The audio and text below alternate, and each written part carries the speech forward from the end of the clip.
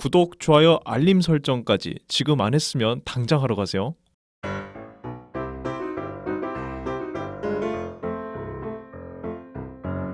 세상의 모든 콘텐츠를 리뷰한다. 컴뷰. 안녕, 나는 선이야. 안녕, 나는 벤이야. 오늘 우리는 이토록 친밀한 배신자 1화부터 9화까지 리뷰를 해볼 거야. 콤뷰는 스포일러를 포함하고 있어 재밌게 들어줘. 그럼 빠르게 30초 줄거리 소개. 대한민국 최고의 범죄 행동 분석가, 프로파일러로 이름을 떨치고 있는 경찰 장태수. 어느 날 산속에서 발견된 2리터의 혈흔. 그러나 시체는 발견되지 않았다. 그런데 사건이 밝혀지면 밝혀질수록 그 자리에 있어서는 안 될 자신의 딸 하빈의 흔적이 묻어난다. 무언가 숨기고 있는 듯한 하빈은 지나치게 침착하고 과거의 실수로 자신을 혐오하는 하빈에 태수는 골머리를 썩지만 시간이 지날수록 새로운 사실들이 밝혀지는데 과연 진실은 어떻게 밝혀질 것인가? 바로 그럼 첫 번째 키워드 볼까 말까로 가볼까? 좋지. 베니는 이침배 어떻게 봤어? 아, 나 이거 추천이야. 초반에 그러니까 1화에서 2화 정도의 약간의 혼란만 견디면 바로 극중으로 이렇게 훅 하고 휩쓸려가는 그런 느낌을 받았거든. 그러니까 안전벨트 단단히 잡고 보면은 극중 인물들의 생각, 펼쳐지는 사건 모두 롤러코스터에 앉아서 약간 따라간다는 생각으로 보면 정신없이 9화가 훅 지나가더라고. 다만 아쉬운 건 다음 화인 10화가 바로 결말이라는 거지. 아, 그지. 지금 이 한 화만 남았는데, 그래서 아직 마지막 화를 보지 못했는데 반전의 반전, 그리고 시청자인 나도 이 극중 인물을 믿어야 하나 말아야 하나 하는 의심이 판치고 있으니까 이 10화도 예상할 수 없겠어. 진실을 찾는 몰입감 높은 드라마여서 나는 추천해. 나도 마찬가지야. 간만에 너무 재밌게 봤어. 오, 간만에. 사실 뭐 경찰이나 법관의 딸이 범죄 얽히고 그걸 뭐 아버지나 어머니가 해결하기 위해서 고군분투한다는 내용은 사실 좀 흔하잖아? 그치, 우리 최근에 또 리뷰도 했었지. 뭐 유어 아너 같은 그런 맞아. 작품. 비슷한 유라서 뭐 새롭진 않겠네 했는데 생각보다 너무 내용이 알차서 그 자리에서 9화까지 다 봤던 것 같아. 오, 맞아. 나도 그랬었는데. 맞아. 근데 이제 엄밀히 말하면 뭐 범죄 소재가 신선한 건 아니거든? 그리고 또 후반부 가면 이제 슬슬 조금씩 예상이 가. 아, 그래? 오. 근데 근데 이제 그 과정에서 그려지는 태수, 뭐 지수, 하빈 가족의 관계나 과거 또 그 각각 캐릭터들을 묘사하는 배우들의 연기력이 너무 매력적이다 보니까 나는 긍정적인 종합 점수를 주고 싶다. 종합 점수 몇 점? 8.5점? 8.5점, 10점 만점에? 예, 그럼요. 이 정도면 높은 거예요. 1.5점은 아직 내가 18을 안 받기 때문에. 아직 미완이다. 좋아요. 그럼 우리 두 번째 키워드 인물 분석으로 넘어가 볼까? 그러자. 나는 장태수를 연기한 한석규 배우를 선정해봤어. 한석규 배우 좋지. 이게 딸을 의심했고 또 지금도 의심하면서 죄책감에 고뇌하고 또 자기가 몰랐던 아내와 딸의 과거와 또 고민을 알게 되면서 자기 잘못을 뉘우치면서 조금씩 달라지는 모습이 나는 꽤나 절절하더라고. 그리고 동시에 프로파일러로 상대의 거짓말을 꿰뚫고 사건의 진실에 거침없이 가까워지는 과정이 개연성 있게 다가와서 좋았어. 아니, 딸 때문에 그렇게 갈등하고 고민하는 사람이 수사실에만 들어가면 갑자기 냉철해져가지고 거짓말하고 있는 거 다 알고. 맞아. 이게 하빈이 싫어할 만하다. 우리 아빠가 프로파일러다? 그래. 거짓말 약간 가면 같은 거 쓰고 했을 때. 맞아. 그럼 한석규 배우의 필모부터 내가 간단하게 얘기를 해보면 데뷔를 조금 특이하게 했어. 데뷔를 성우로 했더라고. 어쩐지 목소리가. 맞아. 성악가를 꿈꿨는데 이런저런 현실에 부딪혀서 졸업 후 1년이 지난 1990년에 KBS 성우로 데뷔했어. 근데 워낙에 연기력 자체가 뛰어나다 보니까 1년 6개월 만에 MBC 공채 탤런트에 합격한 후에 배우 경력을 시작하는데 1993년에 출연한 아들과 딸이라는 드라마가 시청률 61%를 기록했대. 와, 나 소름 돋았어. 그러니까 그때부터 본격적으로 이름을 알리기 시작했다더라고. 그 뒤로 뭐 닥터봉, 은행나무 침대, 넘버3, 쉬리, 구타 유발자들, 주홍글씨, 베를린 프리즌, 서울의 달, 뿌리 깊은 나무, 낭만 닥터, 김사부 등등등등 우리가 알만한 굵직한 작품에서 크게 활약하면서 대한민국 대표 배우가 되었어. 멋지군. 나는 의문스럽고 말이 없어서 더 의심 가는 장하빈 역의 최원빈 배우를 선택해봤는데 이게 정말 의문스러운 건지 아니면 단순 사춘기라고 보기엔 너무 멀리 간 역할이라 눈길이 갈 수밖에 없더라고. 최원빈 배우는 2001년생으로 2019년 영화 매니지로 데뷔했대. 그 이후에 2020년 2020에서 주연을 맡았고 또 2021년 보이스4와 어사와 조이에서 조연을 맡았대. 2022년은 마녀 파트 2의 조연으로 출연해서 신 스틸러로 인상을 깊게 남겼고 또 2023년 순정복서 고백공격에서 주연을 스위트 홈 2와 3에서 조연을 맡았대. 이게 데뷔한 지 얼마 되지 않아서 작품이 좀 적긴 한데 그래도 우리가 알만한 들어볼 만한 그런 제목들이 많은 걸 보니까 확실히 영향력 있는 신인이다. 이렇게 생각할 수 있을 것 같아. 그럼 극중 캐릭터의 행동들도 한번 꼽아볼까? 좋아. 나는 이 장태수 같은 경우 이 딸에 대한 태도 변화가 눈에 띄더라고. 뭐 대표적으로는 엄마인 지수가 죽고 나서 하빈과 같이 살게 된 초창기에는 태수가 뭐 친절한 듯 하면서도 일방적인 느낌이었거든. 뭐 예를 들면은 일화였나? 그 아빠가 밥을 차려주잖아. 근데 맞아. 하빈이 대신 샐러드 먹으려고 드레싱을 이렇게 꺼내잖아. 맞아. 근데 태수가 유통기한 지났잖아 하면서 이렇게 그걸 가져가는데 그걸 확 낚아채더라고. 뭐 그런 식으로 한다던가 아니면은 미나네와 다툼이 있었을 때는 조용히 얘기 듣는 듯 하지만 하빈에 대해서 얘가 잘못하진 않았을까 하면서 의심을 하면서 뭐 입꼬리의 반응을 살펴본다든지 맞아. 그런 식으로 계속해서 의심하고 그렇게 긍정적이진 않은 모습들이 보여졌는데 나중에 아내였던 지수가 하빈을 두려워했다는 상담 녹음을 듣고 이거 내가 예전에 했던 의심이 지수도 하빈을 두렵게 만들었구나. 그래서 하빈한테 상처가 됐겠구나 하면서 후회하고 자책하고 막 울고 그러잖아. 맞아. 그러면서 또 자기 감정을 하빈한테도 얘기하고 믿어주고 약간 그런 변화가 눈에 띄었어. 그리고 이거랑은 별개로 또 용의자를 신문하는 장면이 계속 나오잖아? 맞아. 근데 보면서 나도 숨 막힐 정도로 이제 수사를 잘하더라고. 말 한마디 한마디에서 거짓 찾고 또 사실인 듯 아닌 듯 거짓말로 용의자의 허점 유도하고 또 맞아. 그렇게 사실에 다가가는 모습도 연출도 한 몫을 해서 그런지 몰라도 진짜 수사실에 있는 듯한 그런 느낌? 그 유도하는 게 정말 그러니까. 와 잘한다. 이게 이렇게 되네. 막 이러면서 맞아. 그랬지. 나는 극중 하빈 역의 최원빈 배우한테 좀 인상 깊었던 장면이 뭐였냐면 이게 어렸을 적부터 달랐던 아이라는 게 정말 명백히 보였어. 맞아. 그 동생 하준이의 사고사가 정말 사고일지 아니면 누나인 하빈이의 짓인지 그것도 그 하얀 원피스를 입고 나갔는데 동생의 피로 물들었잖아. 그게 빨갛게. 그치. 근데 아무리 아이를 엄마가 믿고 아빠가 믿더라도 분명 동생은 아래로 떨어져서 죽었는데 어떻게 그렇게 많은 양의 피가 그니까. 원피스에 묻었냐고. 그니까. 의문스럽잖아. 그니까. 그래서 이런 아이가 남들과 다른 아이일지 아니면 정말 프로파일러 아빠 아래서 의심을 받고 자라서 지금 이 지경까지 오게 됐는지 이게 정말 의문스러운 포인트더라고. 맞아. 이 사라진 친구 수연이도 하빈의 엄마 은수한테 쟤는 남들과는 다른 거 아시잖아요. 이렇게 대사를 하고 무섭다 그러고 무섭다 그러고 찾으러 다니고 집착? 그런 측면이 인상 깊게 봤던 포인트였어. 나는 그냥 보면서 계속 하빈이 의심을 받잖아. 그래서 나는 보면서 자업자득 아닌가? 그렇게 본인이, 행동했으니까? 본인이 의심 받을 만한 짓 다 하고 다니니까 의심을 받지 왜 저거를 억울해하지? 약간 난 그런 생각이 많이 들었었어.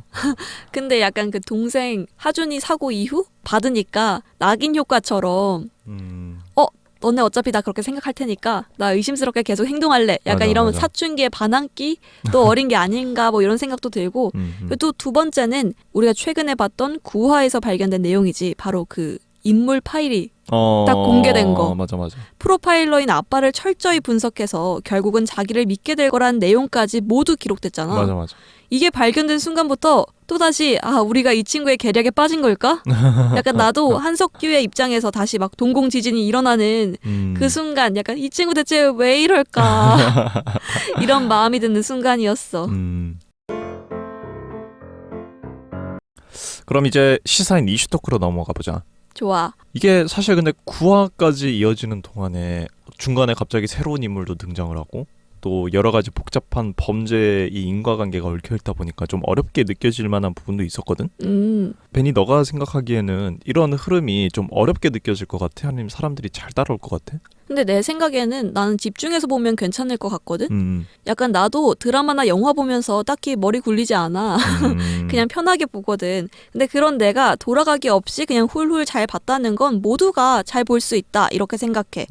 약간 인물의 첫 등장은 어라? 저 사람 누구였지? 약간 이런 생각이 들 때도 있지만 결국 극이 전개되면서 아, 이 사람 누구다 이렇게 다 풀리니까 딱히 문제는 안 된다. 그럼 선인 어떻게 봤어? 나는 뒤로 가면은 조금 처지더라고. 왜냐면은 태수나 다른 경찰들이 열심히 신문에서 조사하고 사실관계 밝혀놓으면 짜잔 새로운 등장인물이 있습니다.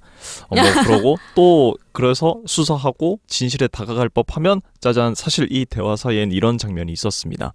계속해서 반전이나 신선함을 주려는 시도가 반복되다 보니까 뒤에 가면 좀 처지긴 하더라고 나는.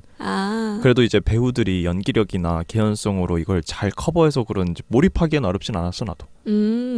근데 우리가 수사관의 입장에서 본다면 그런 전개 있을 수 있을 것 같아. 다 각자 거짓말을 하는 거지. 맞아. 아 정말 왜 그럴까. 그러면 이 극 중에서 최원빈, 그러니까 장하빈 역의 최원빈 배우가 굉장히 유력 용의자로 주목을 받잖아. 지금까지 보여진 내용들을 봤을 때 이 최종 10화에서 정말 범인일까 아닐까? 난 아닌 것 같은데? 아닌 것 같아. 왜? 왜냐면은 내가 봤을 때는 미나를 직접 죽이려고 생각은 했었지만 선수를 뺏긴 것 같고 아마 성희가 범인 아닐까. 그리고 그러다가 정두철이 시체 처리를 하려고 이렇게 준비를 하고 일을 하고 있는데 미나를 쫓으려던 최원빈이 우연히 그걸 목격하고 도망가다가 쫓기게 되고 차에 치이고 이런 과정이 있었던 게 아닐까. 이제 후반부 가면 나는 약간 명확한 것 같던데? 이게 김성희가 단독 범행인데 자기 아들한테 거짓말하도록 시키고 자기 남자친구한테 뒤집어 씌우고 그렇게 해서 남자친구가 아 이거 어쩌지 하는데 정두철이 와가지고 아 내가 아버지니까 내가 해야 된다 하면서 그거 다 처리해주고 그치. 그 과정을 최원빈이 우연히 목격하면서 일이 복잡해지고 맞아. 서로 의심? 뭐라지? 서로 좀 덜 믿어서 아, 내가 대신 해주겠다. 약간 이런 식으로 하다가 얽힌 듯한 느낌이 들거든. 맞아. 나는 처음에 이걸 딱 봤을 때 아 나 모르겠다. 왜냐면 그때가 9화를 본 직후였거든. 그러니까 이 X파일이 딱 공개되고 나서 최원빈이 진짜 범인에 가까워졌다. 이런 생각이 또 들었는데 아까 선희가 의심받을 만한 짓을 골라서 한다라고 맞아. 말을 한 걸 다시 듣고 생각해 보니까 아 그래 이 X파일도 정리를 해놓은 것일 뿐 실행에 옮기진 않았다. 맞아. 이렇게 될 수 있을 것 같아. 특히 그 엄마가 자신을 의심하느라 그런 선택을 한 거라고 들었을 때 약간 그때는 정말 하빈이의 표정이 생겼거든. 눈동자가 막 흔들리는 게 보였거든. 맞아. 그래서 그때 좀 아닐 거란 생각이 들어서 그걸 좀 연장해서 생각해 보자면 하빈이가 아닐 것 같다. 나도 이렇게 생각이 드네. 맞아. 근데 이제 이게 MBC에서 간만에 좀 이런 잔인하면서도 대작이라고 해야 되나? 추리극, 서사극? 추리극? 간만에 이런 웰메이드 드라마 만든 것 같은데 이게 뭐 공영방송에서 보기에는 좀 잔인하지 않나 그런 얘기가 좀 나오더라고. 여기가 또 공중파인 MBC다 보니까 그치? 근데 나는 사실 동의 안 해. 내 뇌가 이미 도파민에 너무 절여져 버렸어. 뭐 유튜브나 넷플릭스로 너무 이미 익숙해져 버려서 이 드라마에서 나오는 거 해봤자 혈흔이나 칼 아니면은 잠깐 나오는 애매한 묘사 정도밖에 없어서 이 정도로는 나에게 실감나는 범죄 현상을 그리게 할 수는 없는 것 같아. 그런 의견이야. 보기엔 너무 어른이 돼버렸다. 나는 나도 다 괜찮다고 생각하거든. 중간에 잔인함을 느낀 부분이 있긴 해. 어디냐면 그 교사 박준태 역을 맡은 유희태 배우가 송민아 역의 한수아 배우를 성폭력을 시도했다고 말하잖아. 그래서 정두철 역의 유호성 배우가 나타나서 자기 아들은 그럴 일 없다 하면서 시체를 숨기잖아.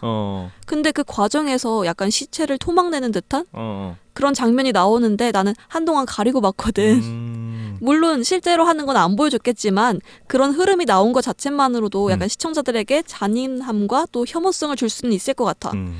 물론 요즘 모두가 TV보다는 OTT를 본다는 점에서 이런 장면이 괜찮을 것 같기도 하지만 이 TV로 공중파 채널을 보는 대상을 생각하면 보통 연령층이 어리거나 혹은 높거나 이잖아. 약간 차이가 나잖아. 양극으로. 이 사람들이 봤을 땐 충분히 놀랐을 수 있다. 이렇게 생각을 해. 동의 못해. 그러면 또 한석규에 대해서 조금 더 얘기를 해보자. 그래. 29년 만에 MBC 작품에 나온 거라고 하더라고. 와 29년 만에. 내가 지금 만으로 28이거든. 만으로야? 아니 나라에서 만으로 하라는데 그럼 만으로 세야지. 뭘로 알겠어 세? 알겠어. 그거 불법이야 너 그거. 여튼 그럼 나보다 나이가 많은 거거든. 어 너는 한석규를 보면서 뭐 드는 생각이 따로 없었니? 나는 그냥 목소리가 좋다. 뭐 그런 생각을 했는데 내가 그 과거에 한석규 배우가 MBC에 나왔을 때 나는 본 적이 없잖아. 근데 이 MBC 제20기 공채 탤런트인 만큼 많은 작품에 출연해 왔더라고. 그 아까 말해준 파일럿, 뭐 서울의 달 등등. 그 당시 MBC 드라마를 유튜브에 해피타임 명작극장에서 짧게 해주길래 그걸 봤는데 역할이 젊어서 그런지 웃는 모습이 정말 많이 나오고 또 그 서울의 달에서는 서울 사투리를 사용하는 점이 되게 인상 깊었어. 목소리는 그때나 지금이나 여전히 매력 있고 좋더라고. 근데 그런 약간 서울 사투리를 사용한다거나 젊은 한석규 배우가 해맑게 웃는다거나 이런 모습은 이침배에서는 상상할 수 없는 모습이라 신기하더라고. 나는 이거 MBC 옛날 드라마를 한번 찾아봤는데 너무 옛날이라 그런지 그냥 단편으로 그 뭐 옛날 드라마 중에 호텔인가? 그 호텔리어? 드라마? 더 호텔인가 호텔리언가네 기억 안 나네. 그 호텔 그냥 호텔인가? 그렇지 싶어 아마. 그 드라마밖에 없는 거야. 그래서 그거를 봤는데 그냥 한석규는 잘 늙지 않는 체질인가 보다 싶던데. 모습이 변한 게 없어서. 목소리가 조금 더 중후해진 거 말고는. 그건 맞아. 크게 달라진 건 없는 것 같더라고. 그때는 또 안경을 썼더라고. 배우를 할 때. 그래서 옛날에 쓰던 약간 이상한 안경 제외하고는 지금 스타일이 더 좋아진 것 같다? 그 정도 말고는 뭐. 그래 변하지 않는 배우야. 그러니까. 결론은 그때나 지금이나 멋있다. 그래 맞아. 자 그럼 이제 드르륵 탁으로 넘어가 보자. 좋아. 범죄 스릴러 극의 반전의 묘미를 잘 살린 장면 하나를 뽑아보자. 좋아. 내가 먼저 할게. 어. 그 원래 드라마란 앞에 충격적인 사건이 있어도 가장 최근의 것만 기억에 남잖아. 그런 의미에서 장하빈 역의 최원빈 배우가 만든 비밀 폴더들이 굉장히 충격적이었다. 약간 믿음을 다시 재배치시켜 놓는 그런 장면이었어. 그리고 그 전엔 자기가 수연이 아빠라고 나타난 오토바이 헬멧남 있잖아. 그래서 근데 알고 보니까 교사 박준태의 아빠였고 약간 이런 반전들도 나는 좀 놀랐던 포인트야. 나는 거기서 유호성이 나온 게 최대 반전이라고 생각하는데. 배우를 유호성 배우를 쓴 게. 아니 딱 하는데 갑자기 저 사람이 왜 여기서 나오지? 약간. 나 딱 보면서 저 사람 누구지? 친구를 안 봤구나 너가. 친구? 그것도 옛날 드라마 아니야? 너네가 쓰는 커터칼이나 그런 걸로는 사람을 죽일 수가 없다. 막 이러면서.